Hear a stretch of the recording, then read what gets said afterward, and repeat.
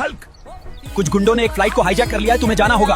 माँ जी, मुझे जाना होगा, अपना ख्याल रखना रे।